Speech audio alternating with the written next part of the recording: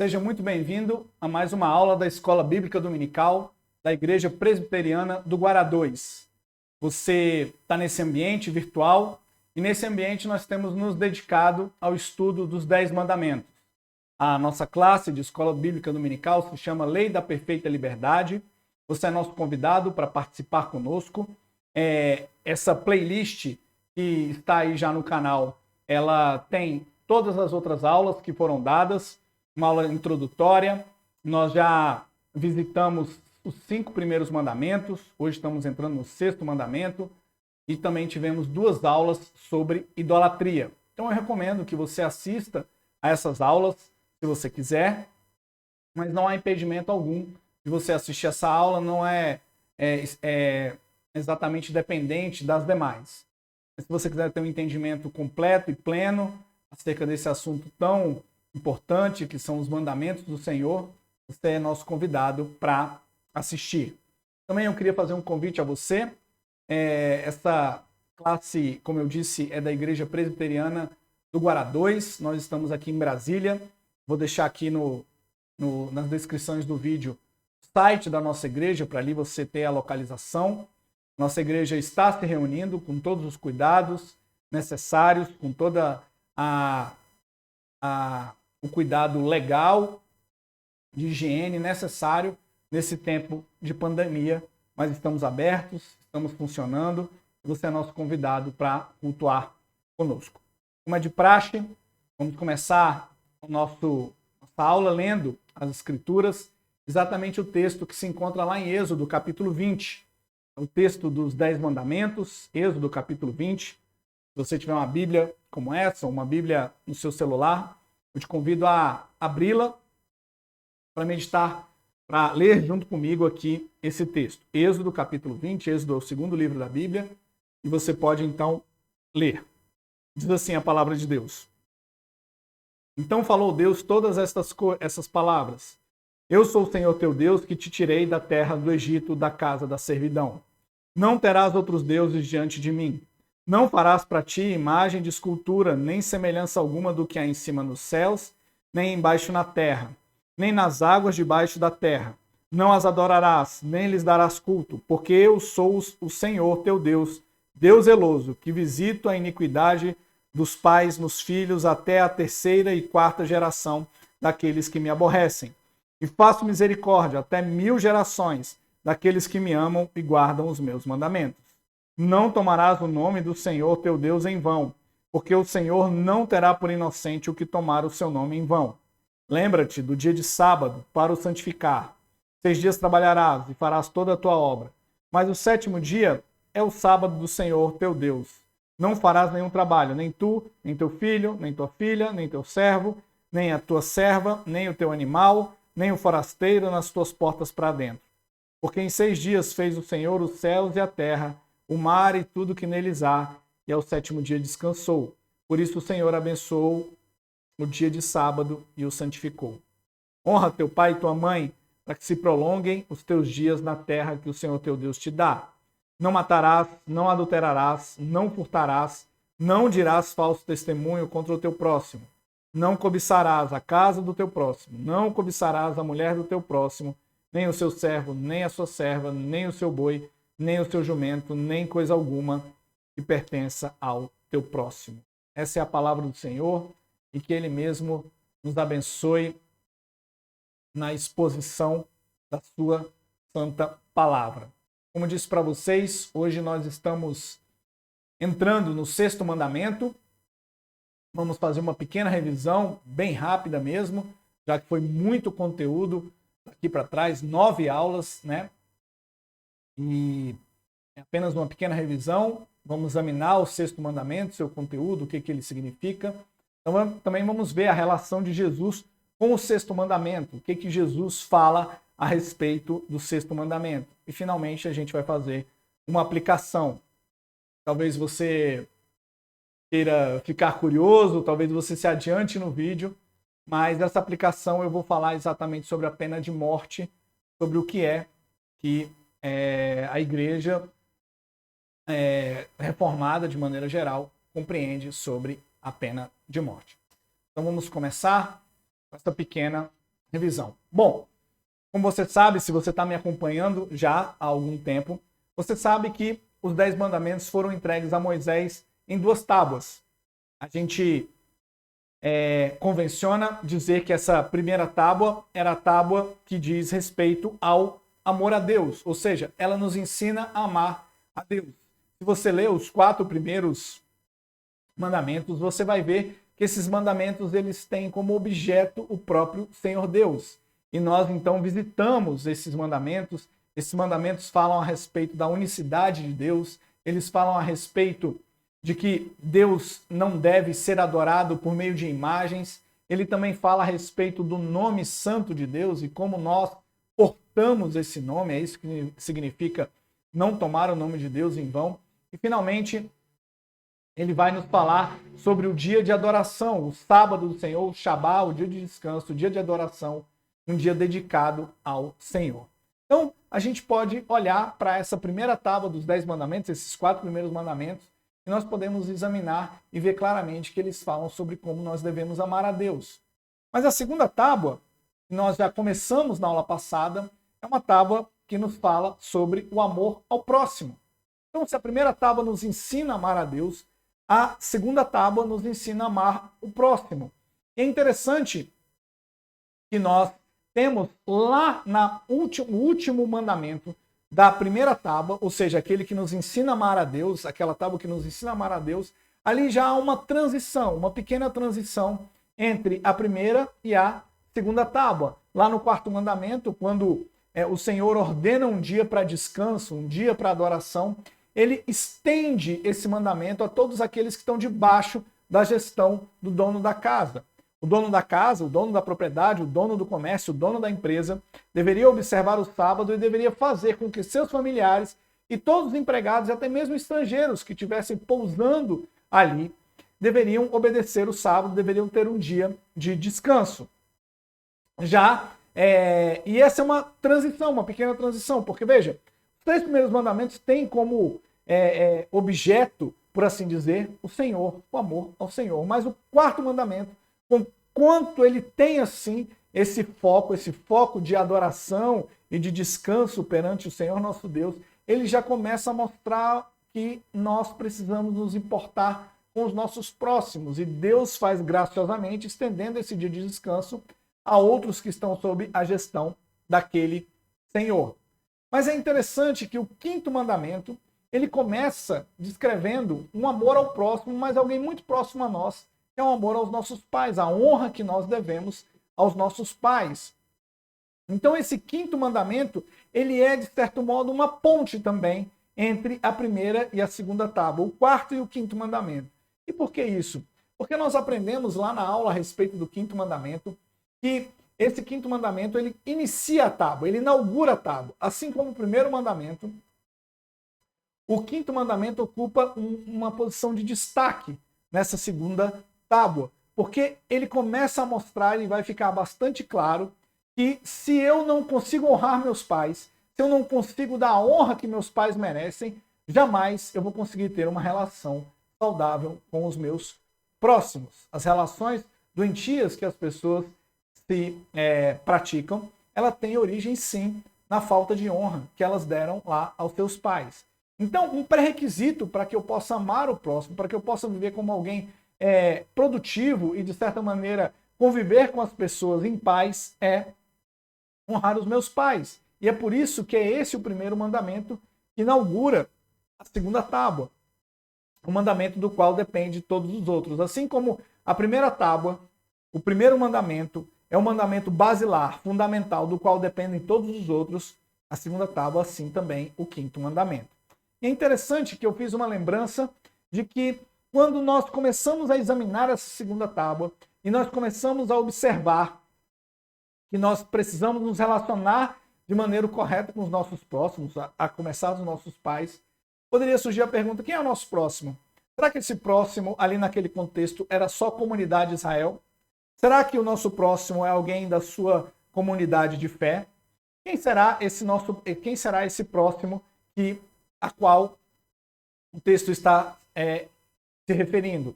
Ao qual esses mandamentos nos regulam e nos ajudam a nos relacionarmos. E aí eu lembrei a você dessa parábola maravilhosa do Senhor Jesus Cristo, do bom samaritano. E lá eu fiz uma afirmação bastante clara, que o nosso próximo é qualquer um que se encontre no nosso caminho.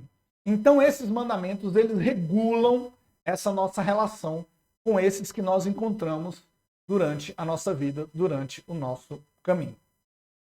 Bom, vamos então examinar o sexto mandamento. O sexto mandamento, bastante fácil de decorar, é não matarás. Êxodo 20, capítulo 13. Esse é um mandamento bastante sintético, bastante simples, 2 palavras, mas que tem bastante conteúdo para nós nessa aula. Para a gente começar a examinar, é preciso que nós reconheçamos que existe uma metanarrativa, uma narrativa a qual todas as outras se ligam. Algo está acontecendo ao lado da narrativa da nossa vida. Essa metanarrativa que nós vemos com bastante clareza na história bíblica é uma metanarrativa entre vida e morte. Vida e morte, desde o início, se opuseram nas Escrituras. É bastante interessante que, se você olhar lá no Salmo 139, você começa a observar como o Senhor se importa com a vida, como ele olha para a vida com bastante cuidado. Ele lá descreve o cuidado que Deus tem na formação do feto. Mas você também vê esse cuidado e esse prazer que Deus tem na vida quando você observa o relato da criação. Se você ali olhar Gênesis capítulo 1 e Gênesis capítulo 2, onde estão os relatos ali da criação, você vai observar que Deus, ele dá a vida, e ele dá a vida em abundância. Ele enche a terra de seres viventes, são enxames de seres viventes. Nós vemos também que Deus é que sopra o fôlego de vida, ele sopra o fôlego de vida lá em Gênesis capítulo 1, 30. E nós finalmente vemos que Deus, no meio de todos aqueles seres vivos, ele cria alguém à sua imagem e semelhança. Portanto, a coroa da criação é o homem. Ele sopra o fôlego de vida, ele sopra o seu espírito sobre o homem. Então nós começamos a observar que as Escrituras, elas começam com vida, e vida abundante. É curioso também que lá no meio do jardim, nós encontramos uma árvore, que é uma árvore da vida. Árvore da vida. Então a vida é algo presente desde o início da criação. No entanto, a morte é algo também presente. É curioso que lá em Gênesis 3, no capítulo mais triste das Escrituras, já existe uma promessa de que vai acontecer algo que fará com que o homem volte ao pó da terra. E esse algo é a morte. A morte, então, ela aparece nas Escrituras como essa cessação da vida, ou como esse evento contrário à vida. Essa metanarrativa, esse embate que existe entre vida e morte, ela se estabelece de maneira bastante dramática quando nós observamos que já em Gênesis 4, fruto do pecado, Abel é morto por Caim. O seu irmão Caim, irmão de sangue, o assassina, o mata, e esse é o primeiro assassinato, e esse primeiro assassinato acontece já nos descendentes imediatos de Adão. Essa estrutura terrível que ali inicia é algo que nos assola até o dia de hoje. Então, vida e morte é algo que vai percorrendo toda a história bíblica. Uma coisa terrível que acontece é que a genealogia de Adão, não sei se você já parou para pensar nisso, mas a partir de lá em Gênesis capítulo 5, uma palavrinha começa a aparecer, que é a palavra morte. Fulano de tal nasceu, viveu tantos anos e morreu. Fulano de tal nasceu, se casou, teve filhos, viveu tantos anos e morreu. A morte passa a fazer parte da história humana. Então é preciso compreender, para que nós tenhamos um entendimento bastante amplo e, de certo modo, profundo do sexto mandamento, nós precisamos entender que essa é uma metanarrativa que acompanha essa metanarrativa entre vida e morte. Não, vejam, a gente começa na história bíblica, nessa metanarrativa, uma explosão de vida. enxames de seres viventes. Eram animais de todos os tipos e eram abundantes, eram muitos e muitos.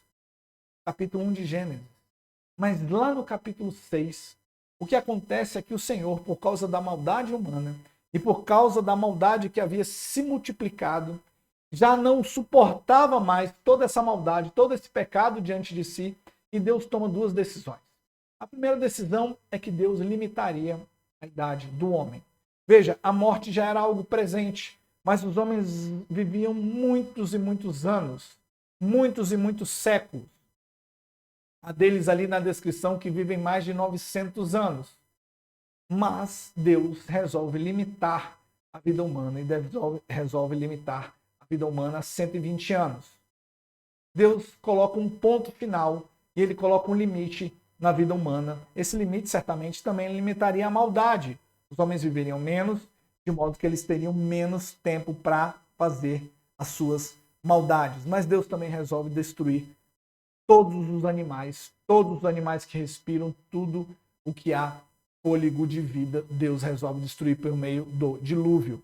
Ele preserva apenas uma família, a família de Noé, mas Deus resolve destruir. Então vejam, quando nós olhamos os 6 primeiros capítulos da Bíblia, essa metanarrativa de vida e morte, ela fica bastante clara.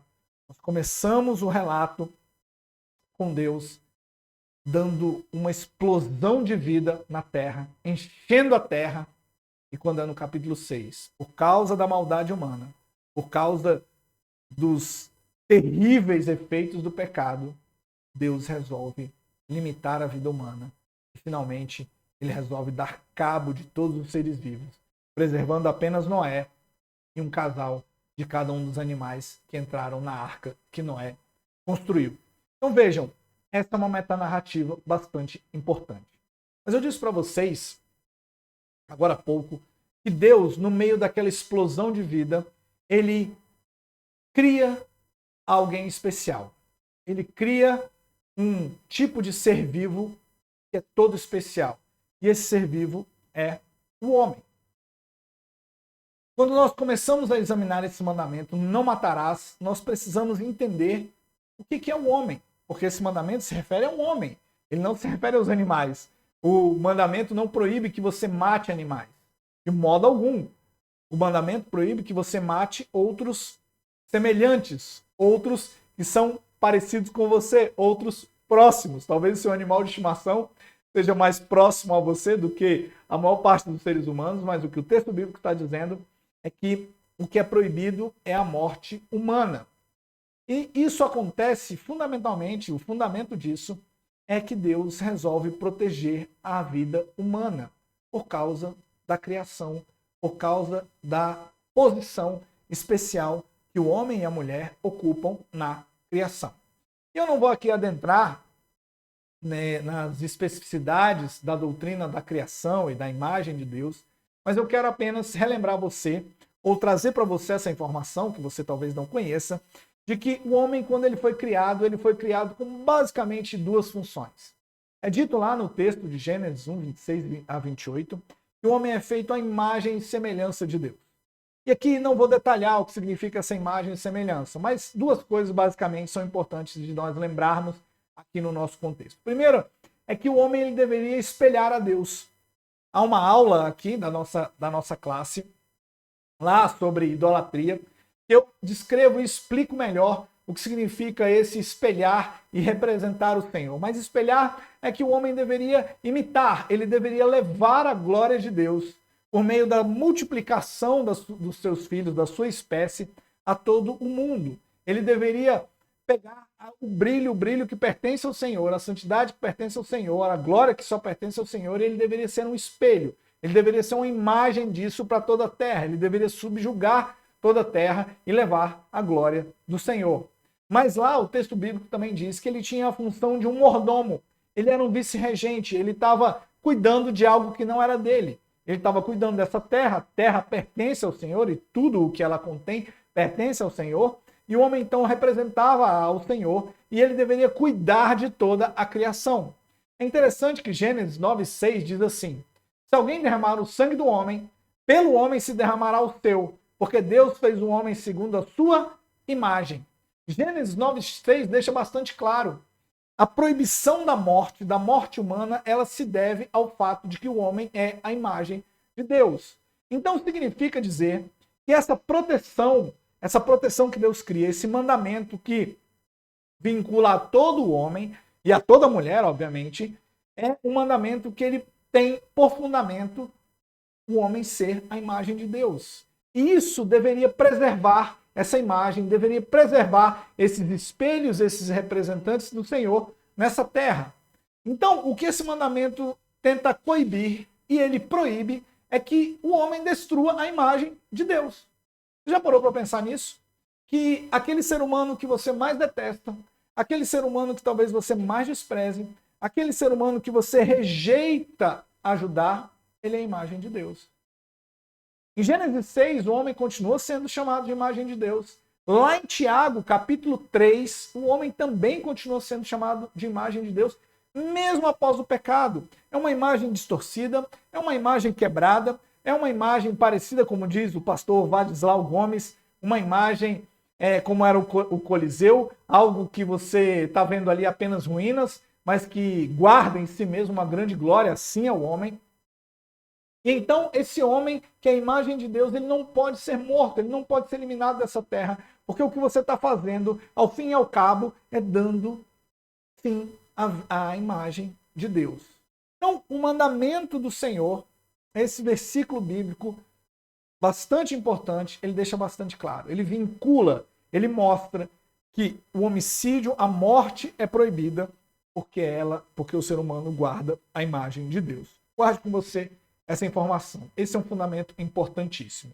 Então, para que nós compreendamos isso, nós precisamos entender. Lá no 5º mandamento, há uma promessa de vida. Uma promessa de vida. Olha, se você honrar seu pai e sua mãe, a sua vida vai ser longa sobre essa terra. Já no 6º mandamento, o que nós encontramos é que o Senhor tinha proibido a morte. Então vejam que coisa interessante, queridos. O 5º mandamento é um mandamento que promete vida, vida abundante, vida longa. E o 6º mandamento é um mandamento que proíbe a morte, ou seja, proíbe a cessação dessa vida de modo não natural. E aí a pergunta que a gente vê é o seguinte: será que esse mandamento proíbe qualquer tipo de morte? E será que a aplicação desse mandamento ela só é com relação à proibição do assassinato, à proibição da morte em si? Porque vejam, nós aqui temos uma ponte. Deus promete vida abundante àquele que honra seu pai e sua mãe. Vida longa sobre essa terra. Vida cheia de graça e cheia de bênção. No 6º mandamento, ele toma o cuidado de proibir a morte. Ou seja, ninguém pode matar o outro, ninguém pode dar cabo da vida do outro. Isso é proibido, você vai assassinar a imagem de Deus. O que será que significa esse mandamento? Para isso, a gente vai recorrer ao Catecismo Maior de Westminster. O Catecismo Maior de Westminster nós temos utilizado aqui na interpretação dos 10 mandamentos, e ele vai nos explicar lá na pergunta 136 o que é proibido no 6º mandamento. Depois você pode ler o catecismo, a pergunta 136, mas aqui eu quero destacar alguma coisa. A proibição, em síntese, é que a gente não pode tirar a vida, a nossa própria vida, e nem a vida de outrem. No entanto, o próprio catecismo, ele faz uma interpretação correta acerca das escrituras e ele mostra que existem exceções a esse mandamento.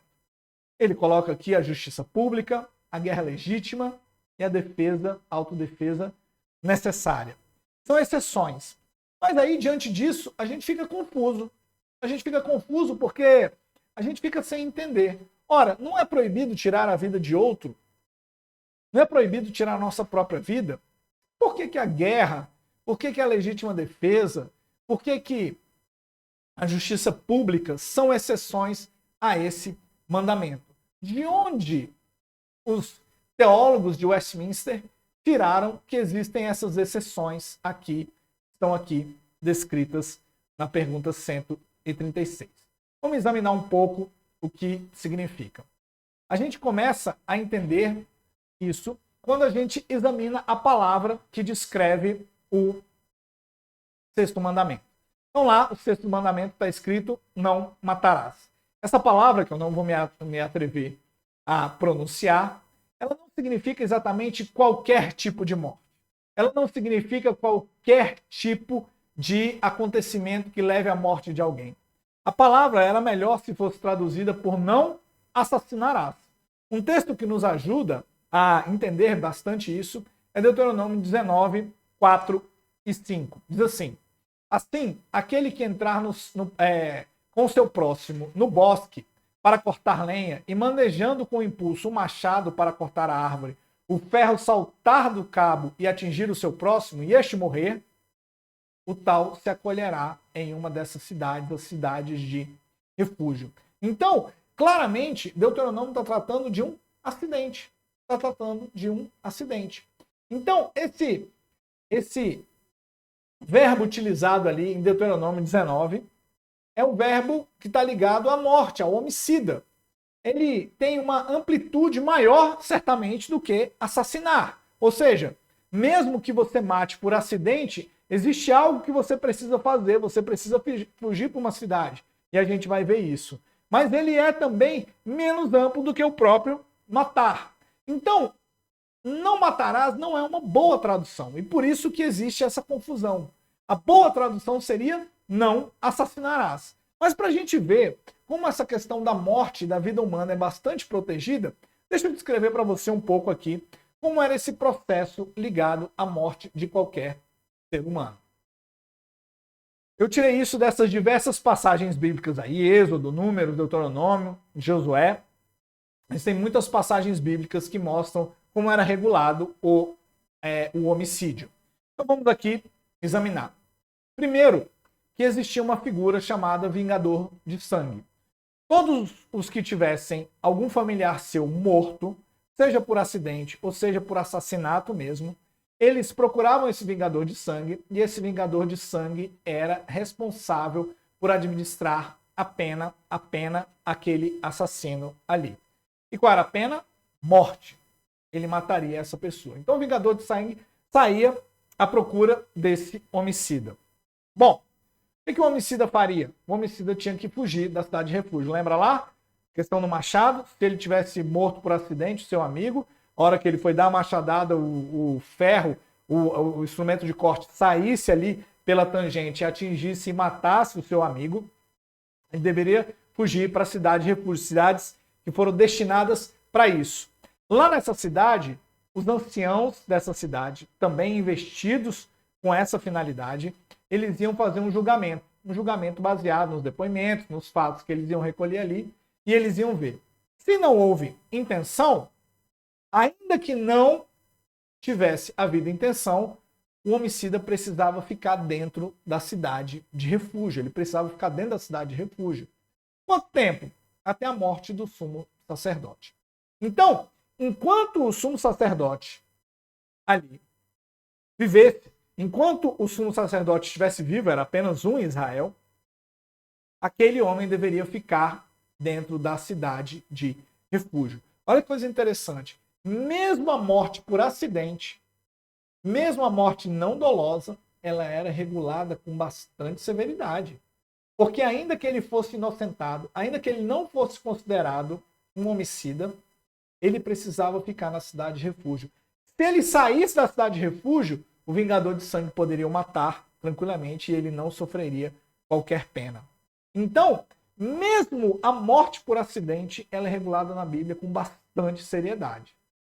Morreu o sumo sacerdote, o homicida pode voltar livremente para sua cidade e o vingador de sangue já não tem mais poder sobre ele. Olha que coisa interessante, queridos. Aqui a gente já começa a ver que só a morte pode lidar com a morte. E sabe quem é que morre? O sumo sacerdote. Quando o sumo sacerdote está morto, o homicida está livre do seu pecado e pode voltar para a sua cidade. Isso te lembra alguém?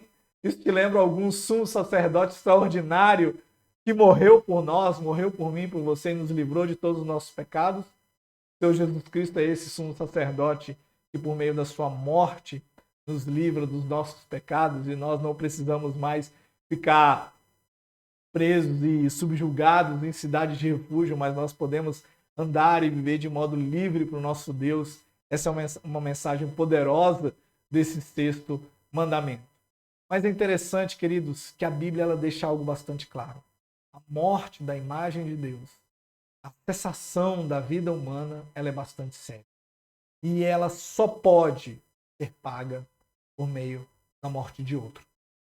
Ou do homicida, ou do sumo sacerdote. Vejam como a Bíblia leva isso bastante a sério. Então o que a gente vê a respeito disso aí? A gente vê que esse processo de homicídio, ele é um processo que revela que existe um cuidado todo especial do Senhor para com a vida. Teve ou não teve culpa? Existe uma penalidade. Esse homem precisa fugir, precisa se refugiar. É interessante que o catecismo ele deixa bastante claro que essas proibições elas têm como fundamento exatamente a sacralidade da vida. A vida humana é a imagem de Deus, é algo bastante importante. Então, deixe-me ler isso aqui, como isso aqui é importante. A negligência é a retirada dos meios lícitos necessários para a preservação da vida. Ele proíbe a ira pecaminosa, o ódio, a inveja, o desejo de vingança, todas as paixões excessivas e cuidados demasiados, o uso imoderado de comida, bebida, trabalho e recreios, palavras provocadoras, a opressão, a contenda, os espancamentos, os ferimentos e tudo o que tende à destruição da vida de alguém. Queridos, as redes sociais elas são um antro de perdição com relação ao sexto mandamento. Vocês observem que os teólogos de Westminster, corretamente, eles estendem o alcance desse mandamento, dizendo que esse mandamento alcança e ele deve proibir, inclusive, esse uso imoderado de comida, de bebida, de trabalho, de recreio, de palavras provocadoras e de opressão, porque, na realidade, é um cuidado todo especial com a vida humana. Nós vamos ver daqui a pouco como é que Jesus interpreta esse mecanismo do sexto mandamento e vocês vão ver que tem uma ligação e é perfeita essa interpretação aqui dos teólogos de Westminster. Mas uma coisa bastante interessante que você vê, uma aplicação bastante direta, é na própria parábola do bom samaritano. Lá na parábola do bom samaritano, a gente vê então, diante dessa realidade, que não apenas os ladrões que o espancaram, que o roubaram, que o vilipendiaram, não apenas os ladrões, mas os próprios religiosos que negligenciaram o socorro, quebram o sexto mandamento. Quebram o sexto mandamento, porque o sexto mandamento ele tem como fundamento e princípio o cuidado com a vida. Não é simplesmente não matar, mas todas as vezes que você é negligente com relação à vida de alguém, você já está quebrando o sexto mandamento. Os deveres exigidos do sexto mandamento são todo o empenho e cuidado e todos os esforços legítimos para a preservação da nossa vida e dos outros. É curioso, queridos, que o catecismo ele dá uma amplitude que a própria Bíblia dá, nos mostrando que não é simplesmente não assassinar, não matar. Não, você quebra esse mandamento todas as vezes que você é negligente com relação aos cuidados com as pessoas. Talvez você passe como aqueles religiosos passavam por aquele homem ali, sangrando, sem nenhum direito, roubado, à beira da morte, e você, por motivos religiosos e bastante santos, se nega a socorrê-lo. Ou talvez em nome de uma política social, de uma ideologia ou de uma filosofia política, você tende a desprezar todos aqueles que mendigam o pão. Eu não estou aqui dizendo que você deve atender a todos, porque a gente sabe que mesmo esses são, em muitos casos, estão ali dando golpes, né? Não são pobres como dizem que são, mas se você fecha os ouvidos para os pobres, Se você fecha os ouvidos para aqueles que estão passando necessidades terríveis, você também está quebrando o sexto mandamento. O catecismo é bastante claro.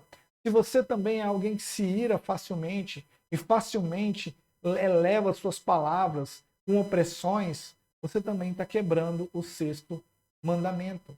Você precisa entender que o espírito do sexto mandamento não é apenas não matar, mas o espírito do sexto mandamento é cuidado com a vida, cuidado com a imagem de Deus. O conteúdo do sexto mandamento é esse. Mortes acontecem por acidente, mas você deve tomar todas as precauções, porque mais do que qualquer outro, se você é um crente, você tem consciência de que o ser humano é a imagem de Deus, é a coroa da criação e por isso deve ser preservado com todo o cuidado. Vamos examinar o que Jesus diz a respeito do sexto mandamento. E é muito interessante, queridos. A ponte entre a lei mosaica e o ensino de Cristo é exatamente essa doutrina do cuidado com a vida. É curioso que Jesus lá em Mateus 5, de 21 a 26, ele trata exatamente desse cuidado com a vida. E lá ele diz assim, vamos ler aqui, eu vou ler para vocês. Ouviste o que foi dito aos antigos, não matarás. Quem matar estará sujeito ao julgamento. Eu, porém, vos digo, todo aquele que sem motivo se irá contra o seu irmão estará sujeito ao julgamento. E quem proferir um insulto ao seu irmão estará sujeito ao julgamento do tribunal. E quem lhe chamar tolo estará sujeito ao inferno de fogo. Se, pois, ao trazeres ao altar a tua oferta, ali te lembrares que teu irmão tem alguma coisa contra ti, deixa perante o altar a tua oferta. Vai primeiro reconciliar-te com teu irmão, e então voltando faz a tua oferta. Entra em acordo sem demora com o teu adversário, enquanto estás com ele a caminho, para que o adversário não te entregue ao juiz, e o juiz ao oficial de justiça, estejas recolhido à prisão. Em verdade te digo que não sairás dali enquanto não pagares até o último centavo. Veja uma coisa interessante, queridos. Algumas coisas bastante importantes aqui que Jesus proíbe. Jesus pega o mandamento e ele dá uma explicação e ele dá uma aplicação ao coração. Isso é uma prática de Jesus. Jesus mostra que aqueles mandamentos eles não eram apenas externos, não era simplesmente não matar. O problema estava dentro do coração. E todo assassinato, segundo essa explicação de Jesus, ela começa com uma ira injustificada. Então Jesus começa por proibir essa ira. Mas vejam que essa ira ela tem um fruto, e um fruto bastante comum. Ela começa com insultos e abuso verbal. É curioso como Jesus começa a tratar disso. Esses assassinatos todos, eles não acontecem de uma hora para outra. Eles não acontecem sem razão. Eles começam a acontecer com uma ira, alguém fica irado com o outro, de modo injustificado, e ele começa então insultando e com abusos verbais. Tudo começa no coração. Vejam que coisa interessante, queridos. Jesus traz a realidade de que o assassinato ele começa no coração, lá no coração. E a gente vê isso de maneira bastante clara lá em Gênesis no capítulo 4, quando Abel inveja seu irmão. Tem inveja. O assassinato de Abel começa com Caim invejando a seu irmão. A oferta de Abel foi aceita pelo Senhor e a de Caim foi rejeitada. E ali começa esse processo de assassinato. Lá em Levítico 19, 16 a 17, é curioso que só o atentar contra a vida humana já quebra o sexto mandamento. E é curioso, olha o que diz o texto lá de Levítico. Não andarás com mexeriqueiro entre o teu povo, não atentarás contra a vida do teu próximo, eu sou o Senhor. Não aborrecerás teu irmão no teu íntimo, mas repreenderá o teu próximo por causa dele, não levarás sobre ti pecado. Vejam que já em Levítico existe uma ligação entre o efeito e a causa. A causa está no coração. É curioso que que o texto bíblico liga o mexeriqueiro, o fofoqueiro, aquele que fala mal, com alguém que começa por atentar contra a vida do outro. Palavras, insultos, abuso verbal, tudo começa lá no coração. 1 João 3,15 deixa bastante claro que o ódio é algo que acontece antes, que precede o assassinato. Então, o texto bíblico, ele deixa algo bastante claro, e essa relação e esse aprofundamento que Jesus e os escritores do Novo Testamento trazem é bastante importante para nós. Onde começa o assassinato? O assassinato começa nesses momentos de ódio, de ira, de insulto. Não é assim? A gente vê costumeiramente na televisão, pessoas estão normais, estão ali conversando, estão às vezes em restaurantes e bares, e é um ambiente ali aparentemente festivo, e de uma hora para outra acontece uma briga, essa briga leva à morte de alguém, e tudo ali foi sem qualquer tipo de premeditação. Começou com uma ira injustificada, um ambiente de festa, prossegue para insultos, as pessoas começam a se insultar e finalmente acontecem homicídios. O que Jesus está dizendo é que esse cuidado e a devida observância do sexto mandamento, ela deve começar dentro do coração, para que se evite aquilo que a Bíblia proíbe de maneira absoluta, que é o homicídio, que é o assassinato. Então vejam que as coisas estão ligadas. Olhe para dentro do seu coração. Tem alguém que você vive irado de modo injustificado? Tem alguém que você insulta constantemente? Cuidado. Você pode estar no caminho nefasto. E esse caminho pode te conduzir a um lugar que não tem volta. Cuidado, observe o seu próprio coração. Olha como é curioso, irmãos. É tão sério isso que o texto lá de Mateus deixa bastante claro que a reconciliação tem precedência sobre a adoração. Você tem que primeiro se reconciliar com o seu irmão e só depois trazer a oferta. Observe, queridos, que essa ação ela tem que ser ativa da nossa parte. Nós temos que ativamente buscar a reconciliação. Se não, vejam. Lá em Mateus capítulo 5, nós observamos que quem descobre que o outro, o ofensor, é que vai buscar a reconciliação. Já em Mateus capítulo 18, é o próprio ofendido que vai lá e busca a reconciliação. Olha o que diz Provérbios 10, 12. O ódio excita contendas, mas o amor cobre todas as transgressões. 1 Pedro 4, 8. Acima de tudo, porém, tende amor intenso uns para com os outros, porque o amor cobre multidão de pecados. Veja, você é um ofensor, vá buscar o perdão, vá se reconciliar e se reconcilie rápido. Você é um ofendido, e tem essa consciência, vá você buscar se reconciliar com o seu ofensor. O texto bíblico tem essa sabedoria. Vejam que a coisa não surge do nada. Jesus sabe o fruto que pode dar essa raiz de uma amargura que está crescendo no coração. Esses insultos, essa ira injustificada, pode acabar em assassinato. E você pode pensar que eu estou exagerando, mas eu não estou. É o texto bíblico. E a realidade se mostra bastante clara diante disso. E se isso aconteceu com você, ninguém te pediu perdão, você é o ofendido. Ou se você é o ofensor e já não tem mais acesso e a pessoa não quer papo com você, você pode assumir esse prejuízo. E se o outro for renitente nessa história, você deve chamar a igreja. E a igreja deve fazer essa intermediação para que haja paz no meio do povo de Deus. Esse tipo de amargura não pode perdurar e não pode crescer, porque as consequências são graves, são gravíssimas, e elas podem dar nessa situação que ninguém quer vivenciar, essa situação de assassinato. Então, haja ativamente na reconciliação. Seja você o ofendido, ou seja você o ofensor.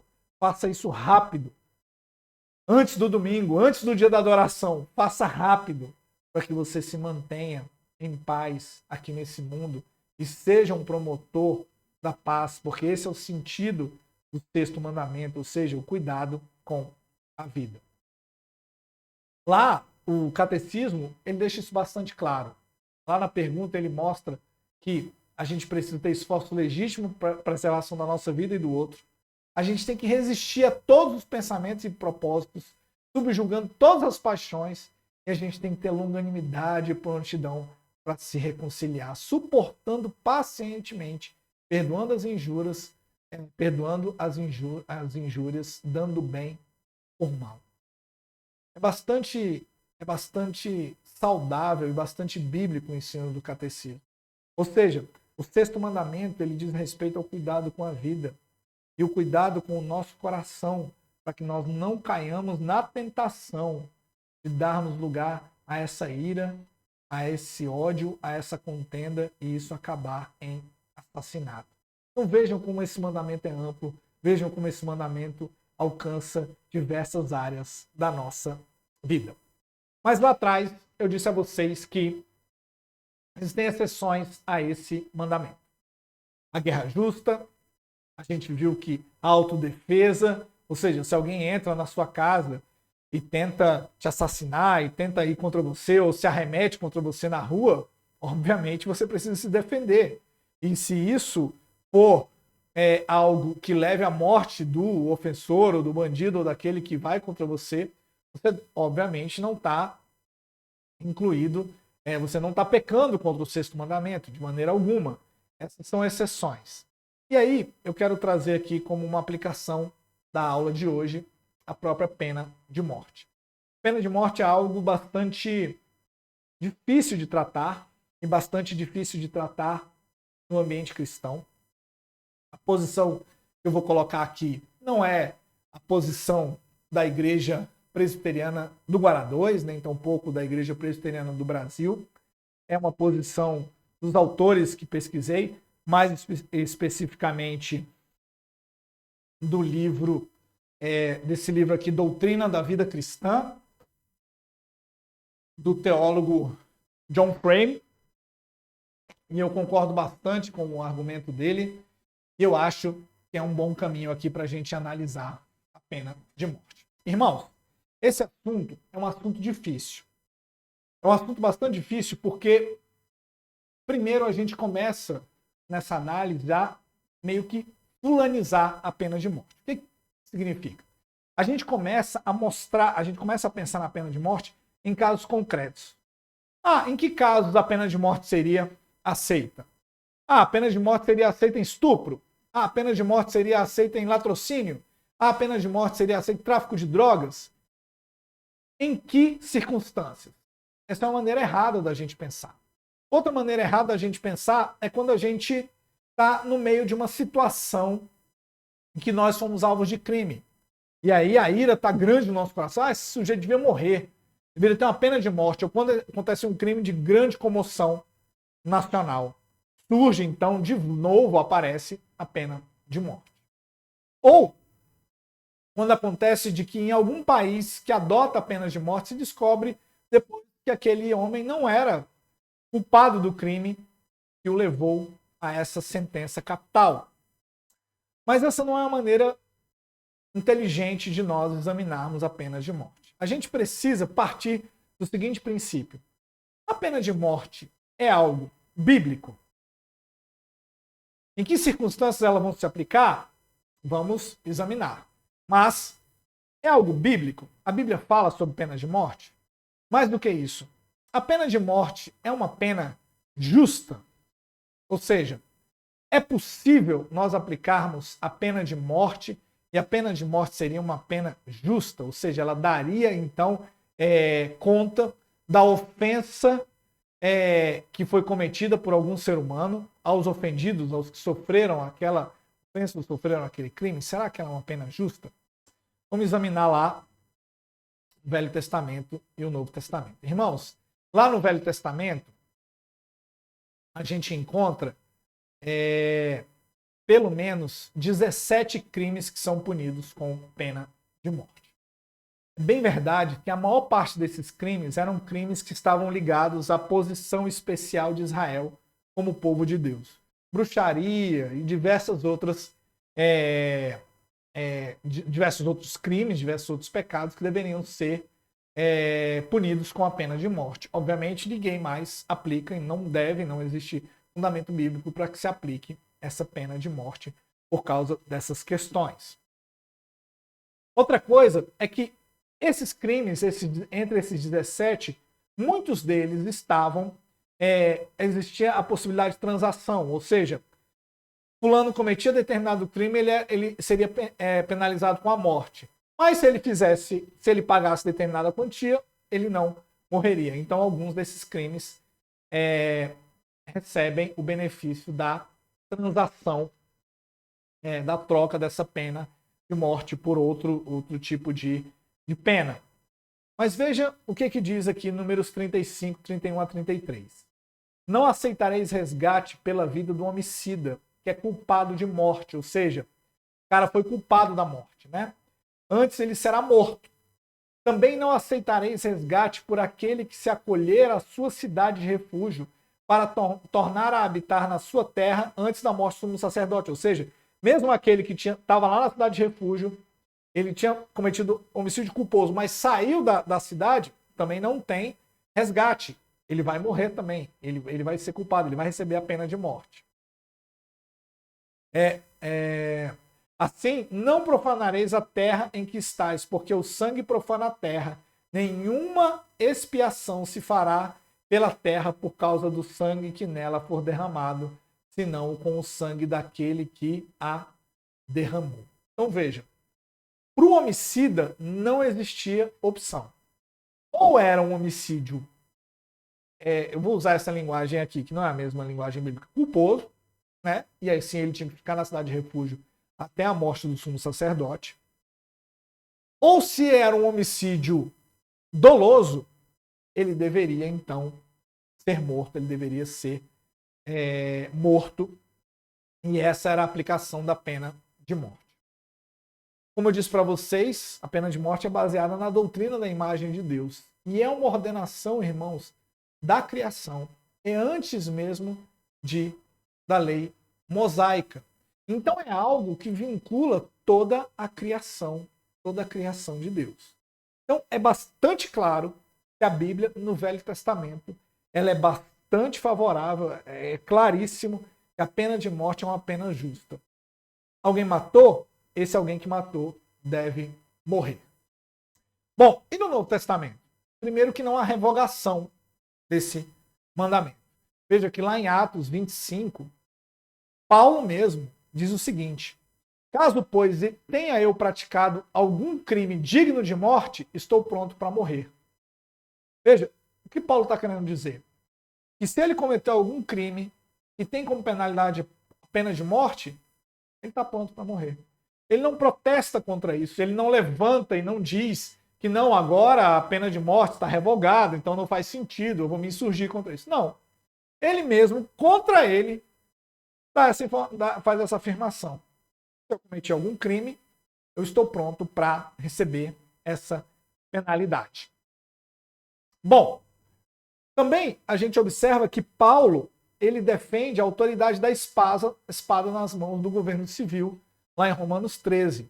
Então Paulo, ele defende que essa morte aplicada pelo Estado, ou seja, com finalidade pública, como é lá as exceções do Catecismo de Westminster, o Catecismo Maior, Paulo é absolutamente favorável, absolutamente tranquilo. Isso faz parte do governo civil.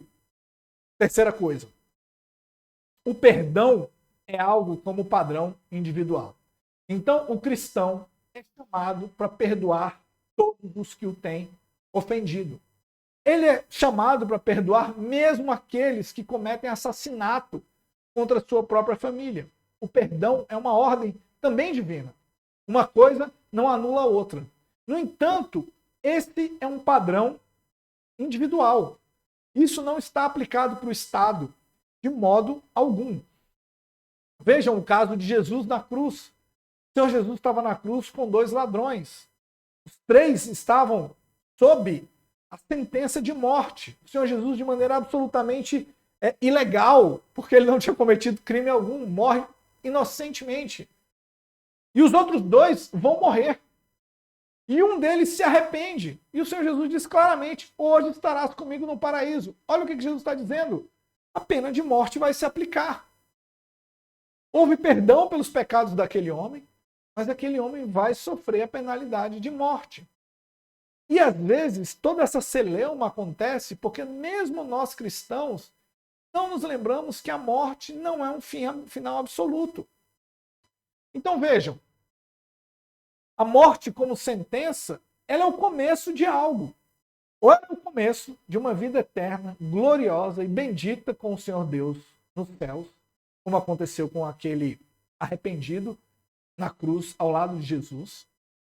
Ou ela é um início de uma vida de tormento. A morte é a coisa mais tranquila que vai acontecer com o pecador.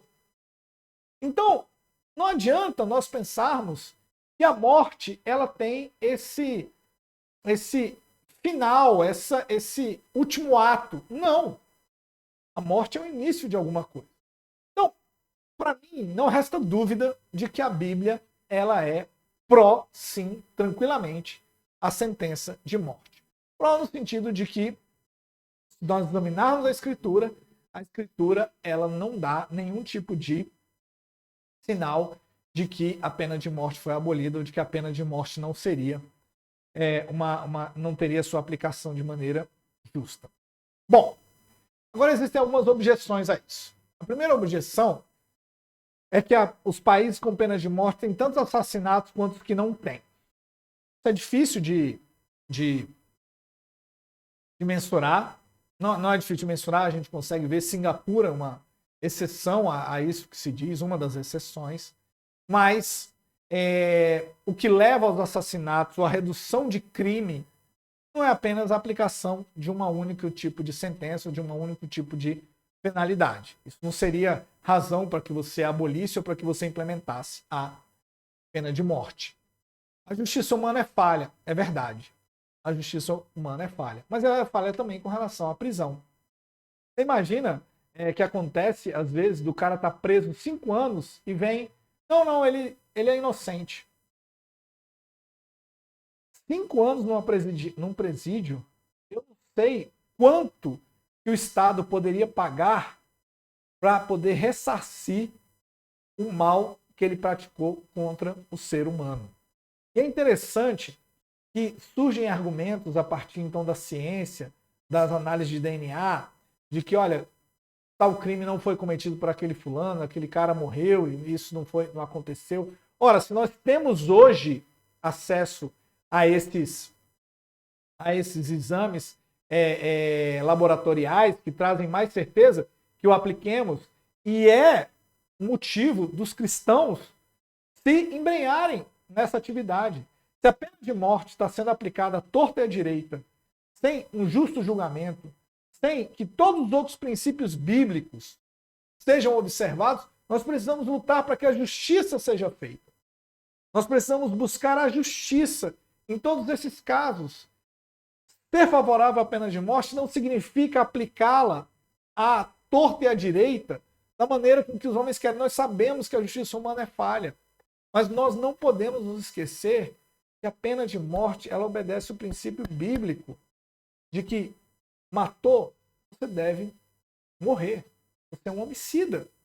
Então veja, o que eu estou querendo aqui dizer para você é que esse princípio ele não tem precedência, ele não é superior a todos os outros.